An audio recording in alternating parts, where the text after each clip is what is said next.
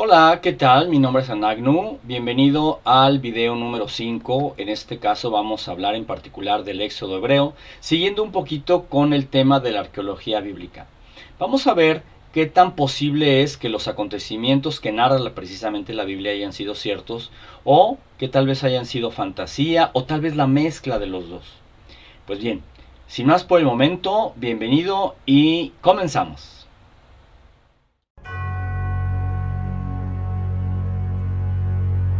La puerta, fidelidad, Christianismus paganus, la novia perdida de Dios, la esposa elegida por Dios, la muerte de Leviatán, el imperio romano hoy, entrevista con Dios, una luz en la oscuridad, el poder del 7, mandamientos cuánticos, mía es la venganza 1 y 2.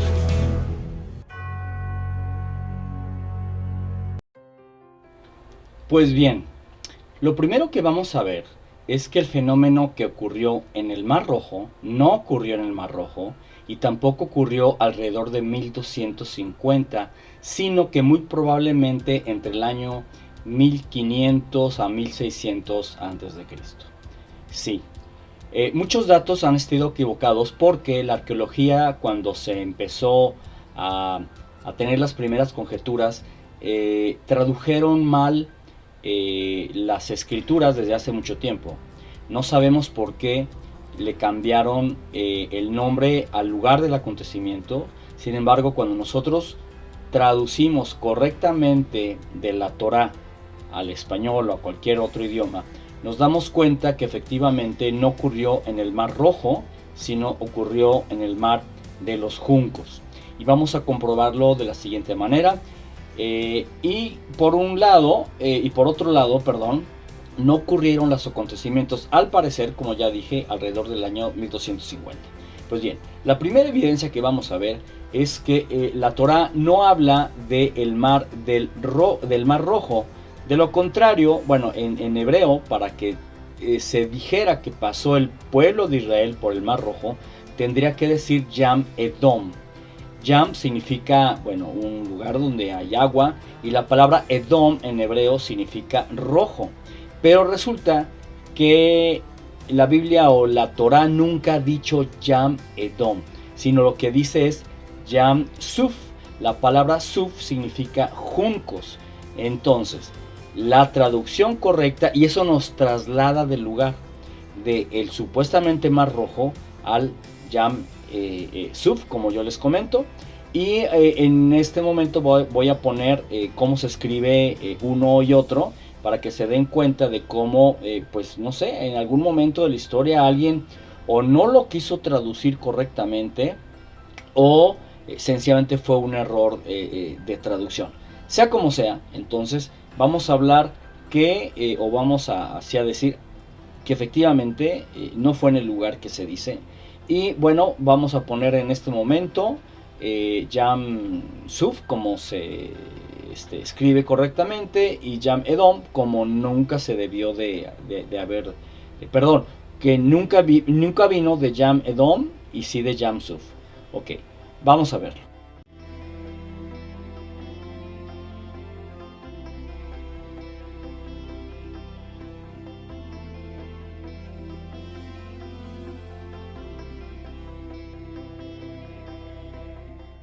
Ok, espero que se te haya hecho muy interesante esto que acabamos de poner, porque cambia pues de entrada el lugar y, como dijimos anteriormente, la fecha, cosa que vamos a decir más adelante. Ahora lo que vamos a poner es una inscripción que se encontró en los alrededores del mar de Yam Suf, ¿verdad? Y es una inscripción que dice lo siguiente: el viento soplando, el mar dividiéndose en secciones, ellos pasando. Esta traducción de esta inscripción la hizo a Charles Foster, que es un reconocido traductor en la materia. Ahora lo que vamos a ver es que en 1988 Bob Kurnek trató de seguir la ruta por la que posiblemente pasó el pueblo de Israel, encontrando curiosamente dos fuentes de agua. Una es de agua amarga, tal y como lo narra la Biblia, en Éxodo 15:23, y el otro de agua de un manantial, ¿verdad?, que narra Éxodo 15 del 25 al 27. Esto es muy interesante porque no solamente es agua, por así decirlo, sino con las dos características, que una es de agua amarga y la otra de, digamos que de agua pues bien potable, normal, que no sea amarga. A continuación, las imágenes de los dos lugares. La de la izquierda es el pozo con agua amarga y el de la derecha es pues con agua normal. A continuación se ve un petroglifo que mide alrededor de 2,5 metros del dios Apis. ¿Y qué con esta piedra? Bueno, que el pueblo de Israel no salió solo, salió mezclado con otros pueblos, donde era común la adoración del dios Apis. Pues esta piedra es precisamente del dios Apis, que se adoró normalmente allá en Egipto. Y es muy interesante que, bueno, no solamente una piedra de estas características tiene que ser forzosamente que lo adoraba el pueblo de Israel, junto con los pueblos con los que salían, porque hay que recordar que el pueblo de Israel en aquel entonces tenía una adoración mixta tanto a los dioses egipcios como al dios que lo sacó de Egipto. Pero aquí lo importante es que esta piedra está también en el camino del que se supone, por lo menos, viajó el pueblo de Israel, y porque hay un pozo también con agua. Ahora, todavía más impresionante es que en las cercanías de esta ruta, hay en el pico de una montaña, hay un fenómeno que no se explica por qué está quemada. Tal vez en relación a cuando dice la Torá que verdad, el Creador descendió en fuego y humo. Obviamente es una mera conjetura, pero es mucha casualidad que en la ruta donde por lo menos pasó el pueblo de Israel hay lo que hemos comentado, ¿verdad? Y todavía más sorprendente, pues esta parte de la montaña quemada, haciendo la aclaración que no hay rasgos o evidencias de material que se puede quemar. O sea, la montaña, la piedra está quemada. Bien, pasemos a la siguiente evidencia. La siguiente evidencia es todo lo que tiene que ver, como ya dije, con las plagas de Egipto. Que hay dos posiciones, una que es pura fantasía, la otra posición es que es 100% verídica o textual, donde efectivamente el agua del río se convirtió en sangre tal cual porque era color rojo. Pero hay otra posición intermedia, que es un lenguaje metafórico para poder describir cosas que sí pasaron literalmente. Bien, vamos a hablar de que, para empezar, como comentamos, tenemos que trasladar del mar rojo al Yam Suf, que es el mar de los juncos, y vamos a trasladar también de alrededor del año 1250, cuando se cree que vivió Moisés, al año 1500, 1600 antes de Cristo, y para poder ¿cómo podremos decir? Coincidir con la erupción de un volcán que se llama el volcán Santorini, que erupcionó más o menos en la fecha que estoy diciendo, alrededor del año 1600, 1500 antes de Cristo. Y hay un fenómeno que se llama tormentas sísmicas, que no es otra cosa que grandes sismos repetidos a través de algún tiempo, ¿verdad?, ocasionando con ello una serie de catástrofes que narra la Biblia. ¿Ok? Entonces, estas tormentas sísmicas, vamos a hablar de algunas de las cosas que pudo haber hecho esta erupción. Y la primera que vamos a hablar es la transformación del agua en algo rojizo, ¿verdad? Que la Biblia dice sangre, pero no. Está evidenciado que cuando los gases de este volcán salieron, fueron a dar al agua, ¿verdad?, del Nilo, y lo que ocasionó es que el agua se oxidó.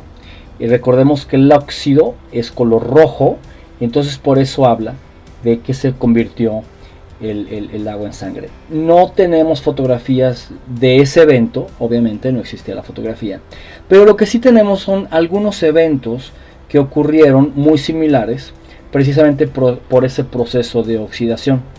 Y tenemos que en el río Manoom en 1984 y en 1986 el lago Nyos en Camerún pasó exactamente lo mismo. El agua se tiñó de rojo y a continuación vamos a poner la fotografía y es esta. Como puedes observar, bueno, pues color rojo, ¿verdad? Y ahí está. Allá en Camerún sucedió esto. Y a continuación vamos a poner otras fotografías que tienen que ver con el desenlace de todo el proceso de oxidación que ocurrió debido al volcán Santorini. Como no es difícil de imaginar, bueno, cualquier agua cuando se contamina, los peces mueren pues muy rápido. Y bueno, entonces imagínense una cantidad estratosférica de peces que se mueren en el Nilo. ¿Cuál sería lo siguiente? Mueren los peces que no pueden salir del agua, y los únicos que sí pueden salir del agua son los anfibios. En este caso, las ranas, que cuenta la Biblia que salieron, obviamente porque el agua estaba contaminado, y salieron huyendo para encontrar agua limpia. Pues bien, por obviedad, en un proceso de putrefacción, lo siguiente es que se atraigan moscas, mosquitos, piojos y montones de insectos que empiezan a picarle a tanto a los animales como a las personas.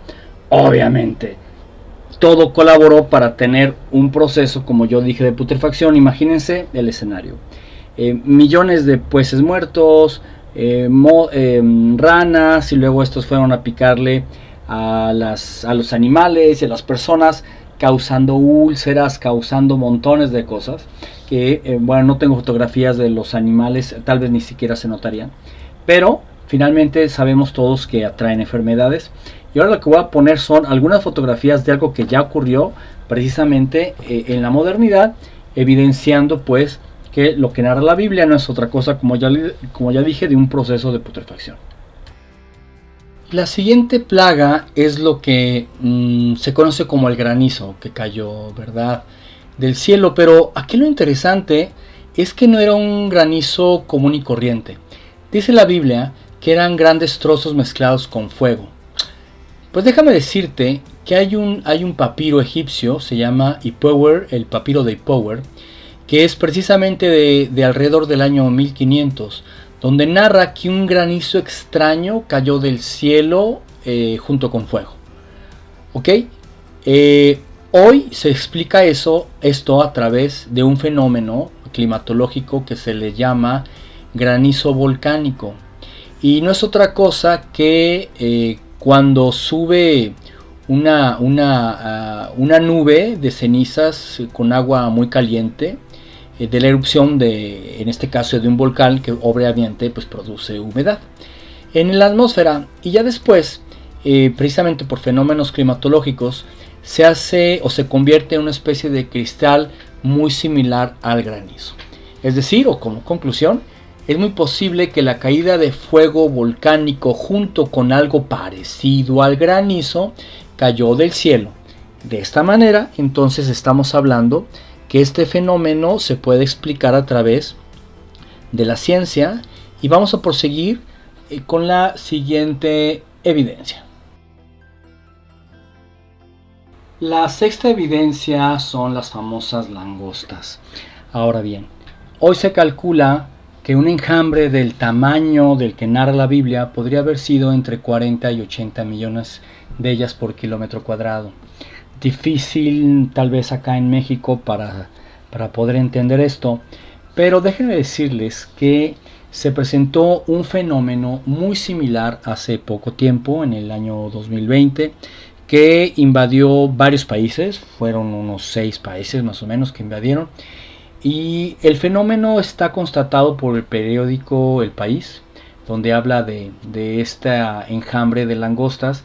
Entonces vamos a presentar una fotografía real de lo que pudo haber sucedido hace miles de años, ¿verdad?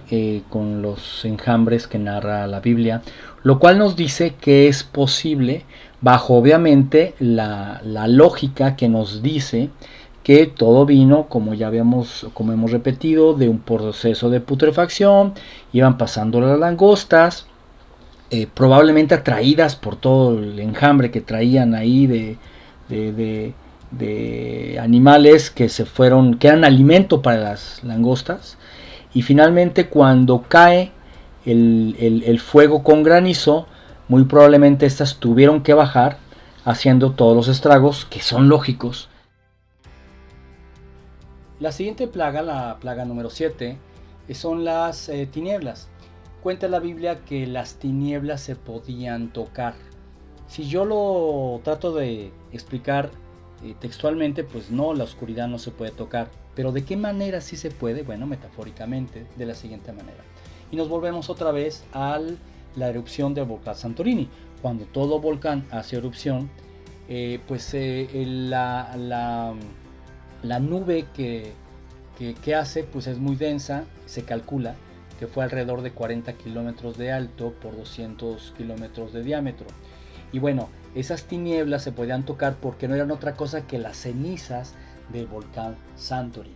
Por lo tanto, entonces ahora tendremos que ver si hay evidencias de las cenizas del volcán Santorini, y a continuación pues vamos a poner unas fotografías que debo decir que todas las cenizas son algo así como huellas dactilares.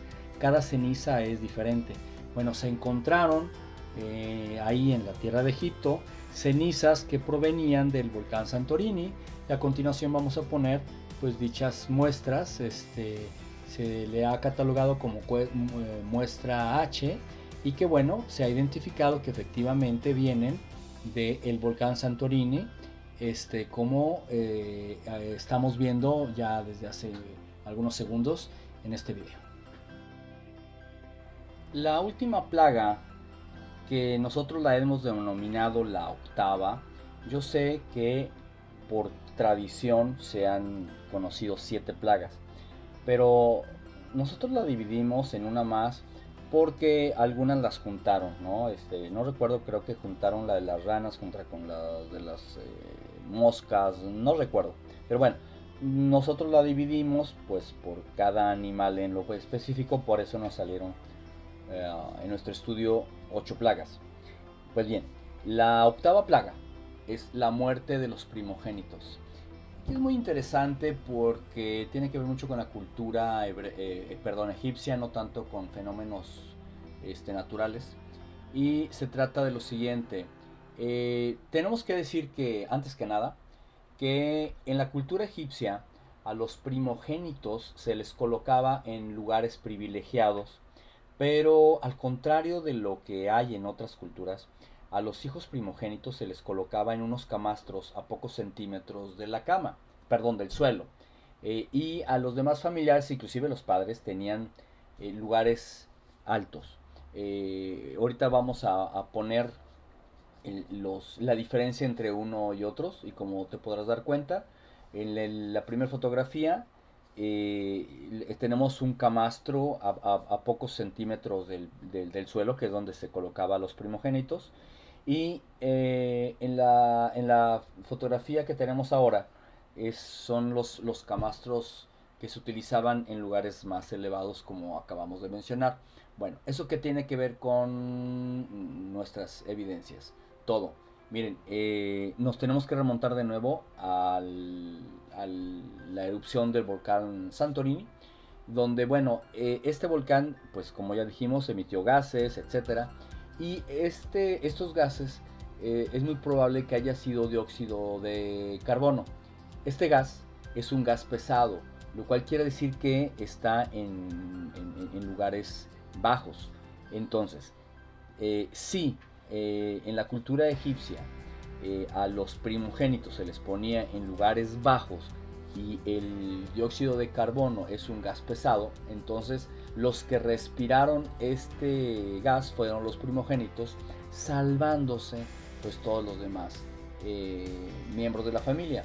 Obviamente también en la cultura egipcia también pues, los reyes pues teníamos el mismo privilegio por alguna razón religiosa que desconozco, pero bueno, finalmente es así como se hacía. Ahora, tenemos algunas evidencias más nuevas de esto, sí, efectivamente, en los lagos Níos y Camerún, como mencionamos hace algunos minutos, surgió exactamente lo mismo, matando alrededor de 1800 personas bajo estas características que, bueno, ya nada que ver con la cuestión de hijos primogénitos o no, pero sí matando a este número de personas, repetimos, 1800 personas que estaban dormidas al ras del piso, ¿verdad? O a pocos centímetros del piso, pues matando a esta cantidad de personas.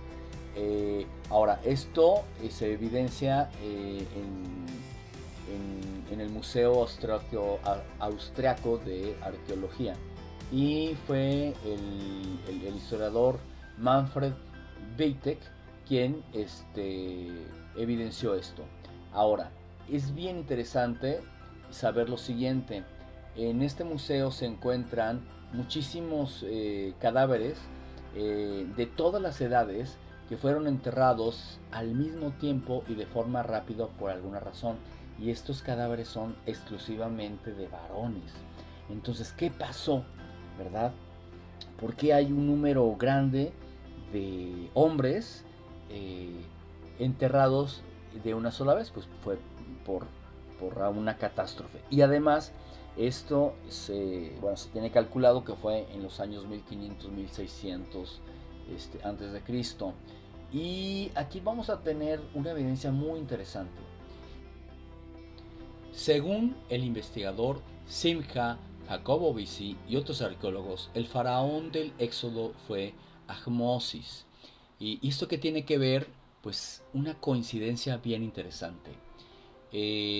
Ahmosis en egipcio significa la luna ha nacido, pero en hebreo Ahmosis significa hermano de Moshe. Ah en hebreo significa hermano, según el diccionario Strong, y Moses se deriva del nombre Moshe. Entonces, hay grandes posibilidades que el papá de Ahmosis le haya puesto Ahmosis en honor a Moisés. Coincidencia, no lo sabemos, pero es muy interesante que podría dar clave a la incógnita de cuál fue el emperador que impidió la salida de los hebreos de Egipto, y cuadra a la perfección, por lo menos, con lo que narra la historia del Éxodo. Bueno, pues hasta aquí lo vamos a dejar este video.